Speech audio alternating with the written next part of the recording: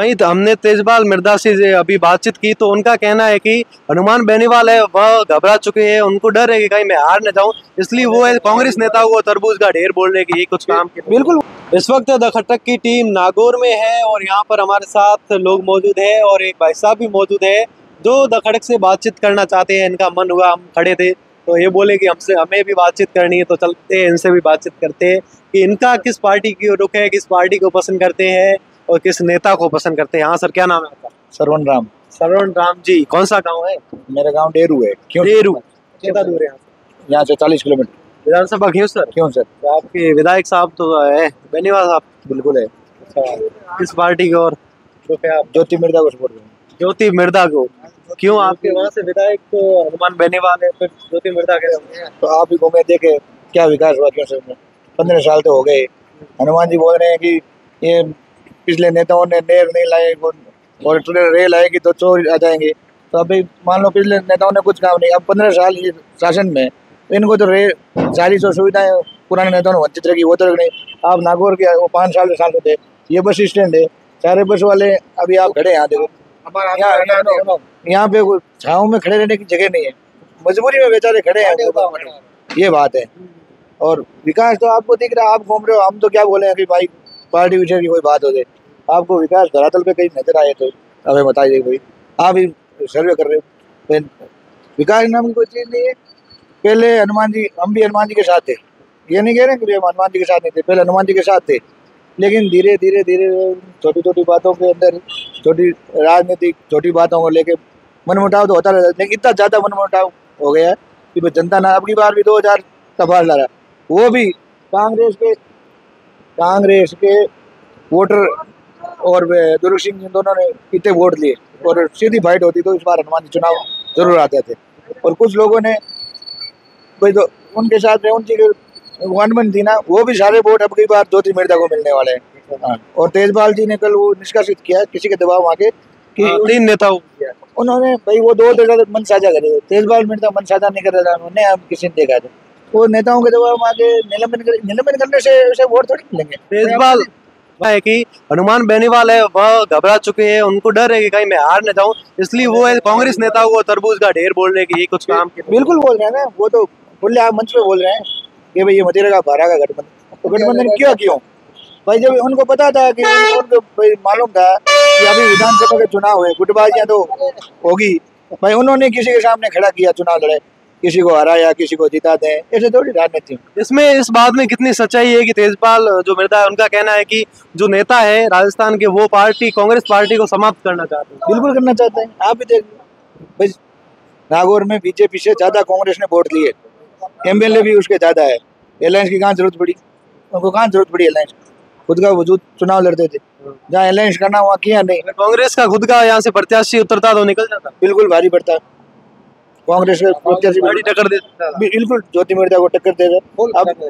अब ज्योति मिर्जा अपने काम के बूते 2009 के वो सांसद थी ना, उन्होंने हर पंचायत में गांव के गट्टे पे जाके उन्होंने अपना बजट दिया था, वो अपने खुद मुंह से बोल रही है और लोग भी कह रहे हैं। पहले भाई उनके हम नहीं मानते थे भाई, ज्योति मिर्जा 2009 में हम भी खिलाफ थे, 2009 में खिलाफ थे, लेकिन काफी लोगों को देखने के बाद और सुनने के बाद हमें भी महसूस किया कि फलाने जगह सांसद को ज्योति मिर्जा के द्वारा दिए हुए सांसद कोष पे जो विकास हुए, उन्होंने सब देखने के बाद ही पता चला कि वास्तव में ज्योति मिर्जा ने बजट तो सबको दिया।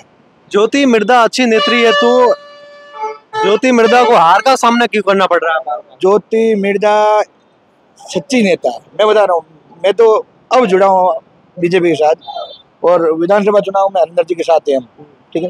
अब ज्योति मिर्जा ने जो बोलती है ना वो करती है, जिसका हाथ पकड़ लिया उसको हाथ बीच में नहीं छोड़ा, दोनों कैंडिडेट, ठीक है। और रही बात ज्योति मिर्जा की, उन्होंने कभी छोटी मोटी राजनीति में किसी को लड़ाया नहीं, ठीक है ना, समझ वही राजनीति की बात आए तो लोगों का कहना है कि जो हनुमान बेनीवाल है वह जातिवाद की राजनीति करते हैं। तो देखो वो तो उसको लेकर आपको क्या राय है? वो तो सब देखो उनकी पता है, सभी लोग मेरे हिसाब से जातिवाद की तो नेता सभी राजनीति करते, इतनी नहीं करते, कम करते। जातिवाद की राजनीति बगैर तो आज राजनीति चलती नहीं है, जातिवाद की राजनीति तो बगैर तो नेता जाति के बगैर तो सक्सेस नहीं, वो अपने जाति के विकास की बात करते हैं, लेकिन किसी के टांग खींचे किसी की नहीं करनी चाहिए। भाई अपने कोई मैं मेरे समाज का हूँ, मेरे समाज का भला करने को है और किसी समाज का नुकसान नहीं होना चाहिए। जातिवाद की राजनीति यानी कि अपने वाले कोई लोग आया उसका काम कर दिया, दूसरे का नहीं करा, ठीक है ना। काम सबका करना चाहिए। चुनाव जीतने के बाद सब अपने हैं, चुनाव जीतने के बाद में नेता के सब चाहे वोट दिए नहीं दिए वो सब अपने होते हैं, लेकिन हीन भावना से काम करना ये अच्छी बात नहीं। तो देखो कहीं कहीं लोगों का कहना है, किसी का कहना है कि हनुमान बेनीवाल अच्छे नेता है।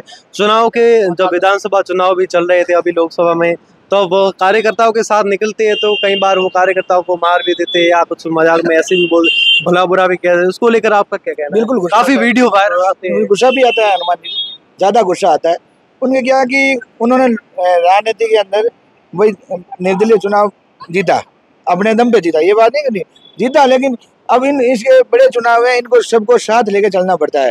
वो मैनेजमेंट नहीं कर पा रहे हैं, ठीक है ना। इतना बड़े चुनाव संभालने के लिए संगठन होना चाहिए, संगठन के सारे लोग उनको छोड़ के जा रहे हैं। तो अब मान लो ये तीसरे मोर्चे की बात कर रहे थे, तो तीसरे मोर्चा पिछली बार 3 सीटें आई थी, अभी वो तो समीकरण से हो जाता है चुनाव। खुद भी बोल रहे हैं कि एक बार तो कोई एमएलए बन जाता है, 2 बार बन जाता है, लेकिन वो समीकरणों के हिसाब से चुनाव जीत जाते हैं। कई ऐसे इस बार हनुमान जी के समीकरण पक्ष में थे तब चुनाव जीत गए, नहीं पक्का चुनाव विधानसभा के अंदर हनुमान जी हारते थे। वही हनुमान बेनीवाल आरएलपी का मजबूत हाथ कहे तो उम्मीदवार बेनीवाल जो बाड़मेर से है, अभी उनको कांग्रेस ने वो कांग्रेस ज्वाइन करते उनको टिकट मिल गई और बाद में यहाँ से अलायंस हो गया, गठबंधन हो गया, तो उसको लेकर कहीं आरएलपी को नुकसान पहुंचा है काफी। पहले 3 सीटें आई थी तो बिल्कुल बिल्कुल बिल्कुल उमेदवार राम जी मजबूत नेता थे और हरीश चौधरी जैसे नेता को उन्होंने कड़ी टक्कर दी। भाई हरीश चौधरी को वो तो बेल्ट पेपर में जो हरीश जी जीत गए, लेकिन चुनाव के अंतिम पल तक जो एक बार तो वही उमेश राम जी की जीत फाइनल हो गई, लेकिन डाक मतपत्रों में उनकी हार हुई। उन्होंने शिक्षा के क्षेत्र में अच्छा काम किया, ठीक है ना। वो न तो कोई एमएलए थे ना कोई एमपी थे, अपने हिसाब से उन्होंने खूब काम करवाया और अब उन्होंने देख लिया कि भाई अब आरएलपी के अंदर मेरा लंबा भविष्य नहीं है, तो इन्होंने कांग्रेस का सहारा लिया। तो अब क्या लगता है यहाँ पर जो हनुमान बेनीवाल और ज्योति मिर्धा के बीच कड़ी टक्कर रहेगी या कोई किसी का पलड़ा भारी अभी रहेगा? देखो अभी चुनाव के इस माहौल में अभी ज्योति मिर्धा मजबूत है और धीरे धीरे जब अलायंस हुआ ना तो एक बार लोगों ने कहा कि कांग्रेस का अलायंस हो गया, धीरे धीरे कांग्रेसियों की सच्चाई सामने आने की, उनकी अंतरात्मा जागने लगी कि भाई हम आरएलपी को वोट नहीं देंगे, चाहे वो दूसरा ऑप्शन बीजेपी है, कोई ऑप्शन था नहीं उनके पास। अगर कोई जैसे बाड़मेर की जैसे ऑप्शन हो ना तो भाई रविंद्र सिंह जी है उनको भी वोट दे दें। अगर अब यहाँ पे नागौर में सीधी फाइट है तो उसमें हनुमान बेनीवाल के साथ वो कांग्रेसी कार्यकर्ता नाराज है ना, क्योंकि कांग्रेस यहाँ समाप्त हो जाएगी, अस्तित्व खत्म हो जाएगा।